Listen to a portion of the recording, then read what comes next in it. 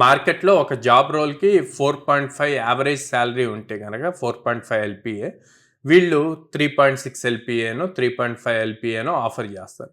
అలాంటి టైంలో మీరు అడగొచ్చు ఏమని, sir as per the market consider చేయండి అండ్ నా స్కిల్ సెట్ కన్సిడర్ చేయండి, నా స్కిల్ సెట్ వల్ల మీ కంపెనీకి యూజ్ అవుతుంది అంటే మీరు పాసిబిలిటీ ఉంటే కన్సిడర్ చేయండి అని చెప్పొచ్చు. సో ఇట్లాంటి థింగ్స్ చాలా మంది ఫాలో అవ్వరండి. ఫాలో అవ్వకుండా వాళ్ళు ఏం చెప్తే దాన్ని ముందు జాబ్ రావాలి అన్న పాయింట్లోనే వాళ్ళు ఎక్కువగా ఫ్లెక్సిబుల్గా ఉంటారు అనమాట. అది చాలా డేంజర్. సో నేను బేసిక్గా ఇంటర్వ్యూస్ తీసుకునేటప్పుడు నేను మీరు ఎంత ఎక్స్పెక్ట్ చేస్తున్నాను అని చెప్పి అడుగుతా. సో చాలా మంది ఏం చెప్తారంటే, సార్ మీ కంపెనీ నార్మ్స్ ప్రకారం పే చేయండి అండి. కంపెనీ నార్మ్స్ ప్రకారం పే చేస్తే మీరు ప్రీవియస్ తీసుకున్న దానికన్నా కూడా తక్కువ పే చేయొచ్చు.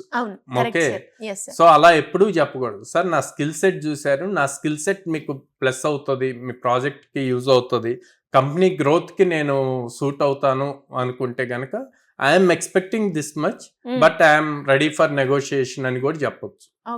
అలా చెప్పినప్పుడు ఒక పాజిటివ్ ఇంప్రెషన్ క్రియేట్ అవుద్ది.